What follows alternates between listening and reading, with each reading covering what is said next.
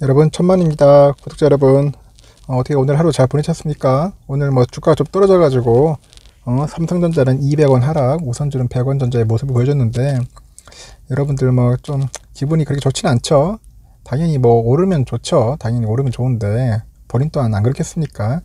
그렇다고 해서 떨어진다고 해가지고 그렇게 상심하지는 마세요, 여러분들. 뭐 떨어지면 떨어진 대로 좀 주면 되고, 오르면 오른 대로 잠깐 관망하면서 쉬면 되고, 그러면서 여러분들 뭐 시간과의 싸움입니다. 그동안 여러분들 생업에서 열심히 해가지고 그동안 여유 있는 자금을 많이 만들고 총알도 많이 확보를 하셔야 돼요. 그래서 필요할 때마다 적게 탁탁탁 들어가서 여러분들 원하는 수량 확보하시는 것이 가장 현명한 방법입니다. 어차피 시간과의 싸움이에요.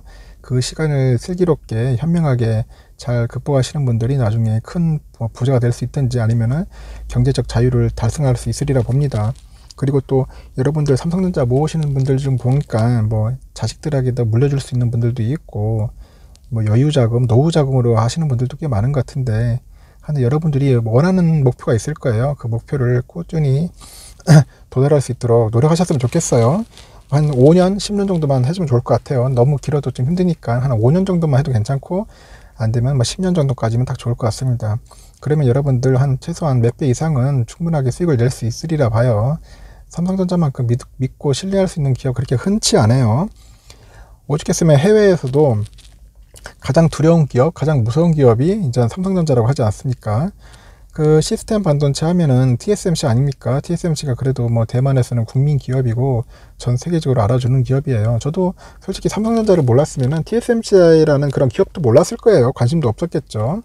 삼전을 알게 되니까 이제 TSMC도 알게 되고, 이 경쟁 상대가 어떻다는 것을 대략 어느 정도 윤곽적으로 대략 알 수 있는 것 같아요.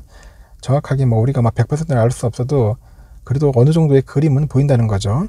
그 TSMC의 그 창업자의 그 속내가 과연 어떤 것인가, 그것도 궁금했고, 그리고 강력한 경쟁자는 결국 삼성이라는 그런 말들을 하고 있더라고요. 참 흥미로운 거죠. 일단은 그렇습니다. 그 모리스 창이라죠. 모리스 창. 이 사람 이름이 뭐 장중모우라고 해요. 장중모우. 유명하신 분이죠. TSMC의 그 진짜 말 그대로 거의 창업자죠. 창업자. 장중모우 이분입니다. 장중모우 모리스 창. 이분이 요즘 뭐 또 언론에 슬슬 나오기 시작하네요. 알고 보니까 가장 강력한 경쟁자는 삼성이다, 이렇게 얘기를 한 것 같아요. 세계 1위라고 하는데, 파운드리는 일단 대만 TSMC를 창업한 우리 모리스 창 그 전 회장이 삼성전자에 대해서는 강력한 경쟁 상대다, 경계심을 나타내는 겁니다. 그만큼 두려운 거예요. 삼성이 워낙 뭐 자본금도 많겠다, 뭐 기업도 많겠다, 뭐 뭐든지 뭐 꿀릴 게 없어. 그렇죠. 다방면이 다 잘하니까. 그러다 보니까 이분이 이제 삼성전자를 상당히 경계를 많이 하는 겁니다. 삼성전자의 경쟁력의 원천으로는 인재를 뽑았습니다. 제가 항상 얘기하잖아요. 똑똑하고 날고 난다는 사람들 다 삼성에 있어요. 뭐 박사급들 뭐 한두 명이겠습니까? 뭐 수백 명 이상일 겁니다. 제가 볼 때는. 그러다 보니까 그 똑똑한 분들이 우리를 위해서 열심히 연구하고 개발하고 그렇게 해서 막 물건 만들어주고 돈 벌어주는 거 아니겠습니까? 우리는 열심히 투자만 하면 돼. 투자만 꾸준하게 믿고 투자만 하시면 됩니다.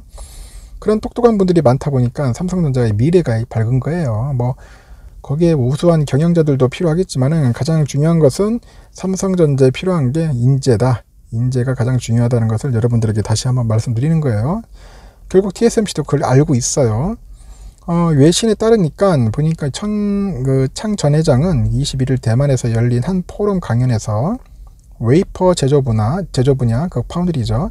TSMC의 가장 강력한 경쟁 상대는 삼성전자라고 언급을 했어요. 완전 노골적으로 언급한 겁니다.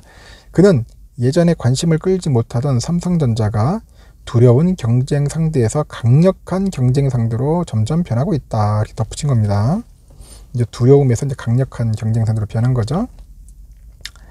현지 언론들은 창 전 회장이 공식 성상에서 삼전에 대한 위협적이라고 언급한 건 처음이라고 보도를 하네요.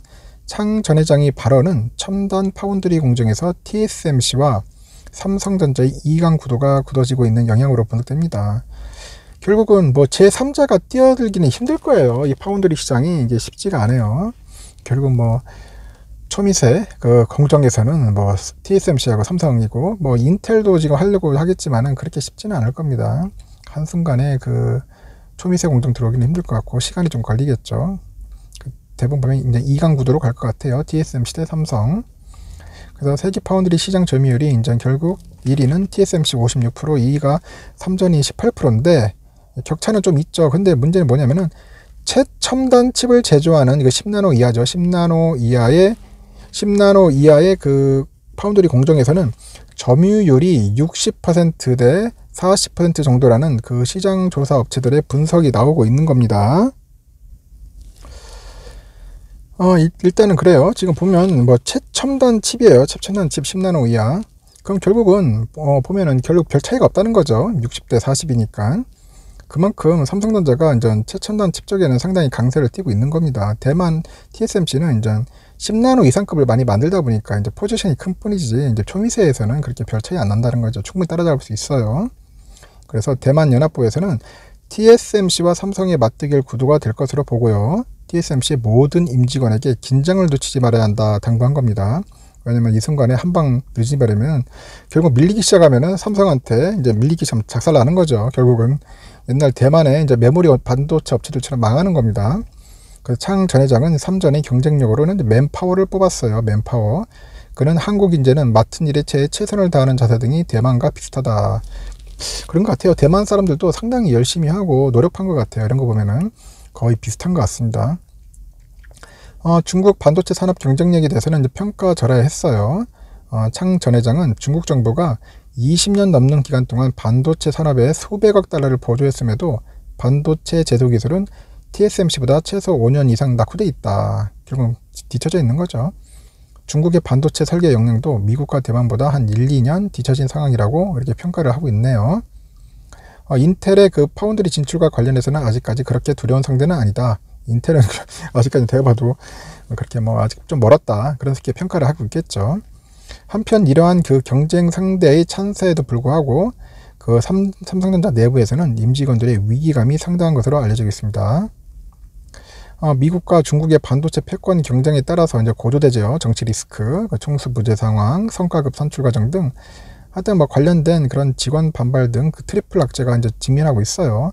그 내부의 악재들이 상당히 무서운 겁니다. 저는 내부보다 내부 단속을 잘해야 하지 않겠나. 삼성이 좀 이런 데 또 방심하면 안 되거든요. 내부가 똘똘똘 뭉쳐야지 단합이 잘 돼야지 앞으로 뭐 큰 리스크들도 헤쳐나갈 수 있는데 이런 부분들이 좀 아쉽더라고요. 요즘. 그래서 삼성에서 내부 단속에 대해서 좀 신경을 써야 할 것 같아요.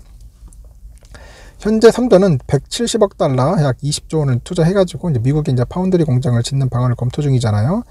그래서 조만간 빨리 결정이 돼야 돼요. 그래가지고 지금 1년 넘게 최종 결정을 못 내리고 있어요. 질질 끌고 있는데 빨리 결정을 해가지고 이제 확실하게 투자를 해야겠죠. 투자를 해가지고 뭐 뭔가 보여줘야겠죠. 시스템 반도체 한번 존재감을 보여줘야 하고 또 이번에 또 NXP 뭐 인수설이 좀 급부상하고 있어요. 그래서 자동차 반도체 관련된 것도 뭐 인수해가지고 확실하게 뭐 자동차 반도체에 대해서 존재감 있는 모습 보여줘서 자동차 업체들한테 확실하게 판매해가지고 이익을 남기면 되지 않겠습니까? 크나큰 이익을 남겨가지고 그것도 또 수익이 짭짤할 겁니다. 제가 볼 때는 뭐 그런 거 M&A로 확실하게 해야겠죠. 빨리 저는 인수했으면 좋겠어요. 삼전에서 지금 어떤 결과 때문에 지금 자꾸 이제 내부 조율 중인 것 같은데 조만간 안 나오겠나 생각을 합니다. 요번에 보면 IR 발표하는 것 같은데 그때 한번 M&A 관련된 이야기가 나오지 않겠나 하는 생각이 듭니다. 이렇게 호재들은 많아요. 호재들은 많은데 왜 주가는 자꾸 횡보를 하고 지지부진하고 그렇게 하는지 다들 답답해하죠. 왜 그럴까 자꾸 그렇게 생각하는데 결국은 제가 볼 때는 뭐 뜸들이는 게 아닌가 싶습니다. 좀 뜸들이면서 질질 가다가 결국 이제 에너지를 축적하는 과정이 아닌가 하는 생각도 들고요. 이런 과정들이 이제 쌓이고 쌓이다 보면은 나중에 이제 폭발하겠죠. 폭발하면 이제 어느 순간에 또 급등할 수도 있습니다. 그래서 어떻게 보면 이 시간이 어떻게 보면 지루하고 힘든 과정이지만은 여러분들한테는 아주 소중한 시간이라고 저는 생각을 합니다. 이런 시간 나중에 후회할 수도 있어요. 놓치면은. 그래서 여러분들 비록 제가 뭐 한꺼번에 투자를 하는 게 아니라 관망을 하더라도 조금씩 소량으로 조금씩 매수를 하라는 겁니다. 하면서 뭐 단가 낮출 수 있으면 단가도 낮추고 평단가도 낮추고요. 수량 확보에 좀 약간 여러분들 좀 집중을 해야 하지 않나 생각이 듭니다. 이처럼 삼성전자가 뭐 호락호락한 회사가 아니고 어설픈 회사는 아니에요. TSMC 그 모리스 창 회장이 이 정도로 가장 두려운 상대라고 할 정도면은 삼성전자 저력이 있는 회사입니다. 뭐 이게 뭐 나스닥이 상장 안 돼서 그렇지 나스닥이 상장됐으면 엄청난 큰 회사일 텐데 좀 한국에 있다 보니까 이 정도지. 그래도 글로벌 기업에서는 삼성전자만한 우수한 기업 별로 없어요. 일단 여러분들 삼성전자 많이 사랑해 주시고 한번 믿고 같이 한번 투자해 봅시다. 이번 영상은 여기까지 마치겠습니다. 저녁 시간에 뵙도록 하겠습니다.